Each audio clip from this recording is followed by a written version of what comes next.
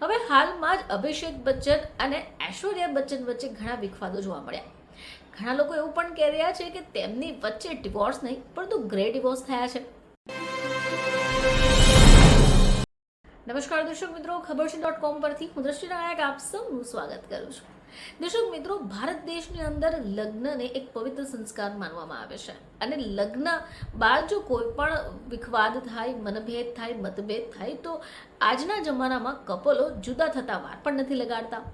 હવે ઘણીવાર સમાજની અંદર જ્યારે છૂટાછેડાનું પ્રમાણ વધી રહ્યું છે ત્યારે લોકો ચિંતિત પણ થઈ રહ્યા છે।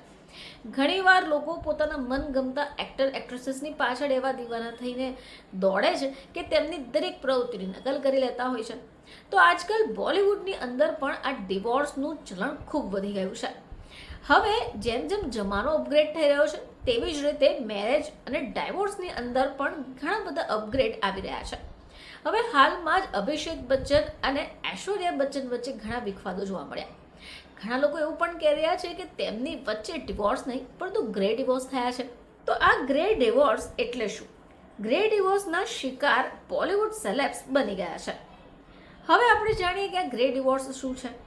તો ગ્રે ડિવોર્સનો મતલબ છે કે એક લાંબા સમય પછી વૈવાહિક જીવન પછી અલગ થઈ જવું।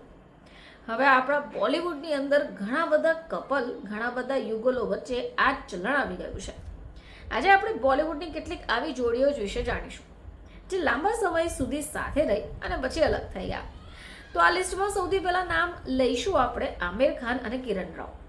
2021માં તેમણે 16 વર્ષે લગ્ન જીવનને ખતમ કર્યું અને છૂટાછેડા લેવાનો નિર્ણય કરી લીધો, પરંતુ દીકરા આઝાદની કો પેરેન્ટિંગ તેઓ જ કરી રહ્યા છે।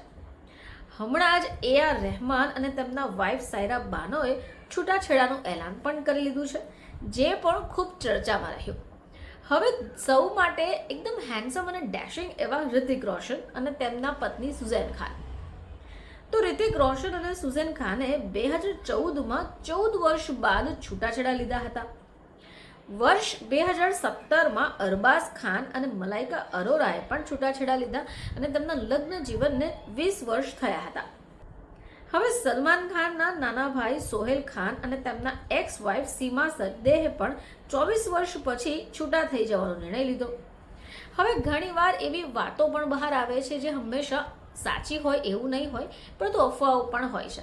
પરંતુ ઘણીવાર અફવાઓ નથી હોતી પરંતુ સત્ય પણ બહાર આવી જતું હોય છે। હવે આ કપલોના લિસ્ટમાં ઉર્મિલા માતોંડકર તેમના 8 વર્ષના લગ્ન જીવનનો અંત લાવવા પતિ મોહસિન અખ્તર મીરથી છૂટાછેડા માટે અરજી કરી લીધી છે। એ સિવાય હેમા માલિનીની દીકરી એશા દેઓલ અને ભરત તખ્તાનીએ પોતાના લગ્નના 11 વર્ષ બાદ છૂટાછેડાની જાહેરાત કરી હતી। ઈશા કોપ્પિકરે પણ પોતાના 14 વર્ષના લગ્નનો જીવનનો અંત લાવવા અને 2023માં પતિ ટિમ્મી નારંગને છૂટાછેડા આપવાનો નિર્ણય લીધો હતો। તો દર્શક મિત્રો, આજના સમયમાં આજે બોલિવૂડ એક્ટર એક્ટ્રેસીસ છે તેમની વચ્ચે આ ગ્રે ડિવોર્સ લેવાનું ચલણ વધી રહ્યું છે। ફરીથી તમારી સમક્ષ હાજર થઈશું, ત્યાં સુધી જોતા રહેજો ખબરશે.com।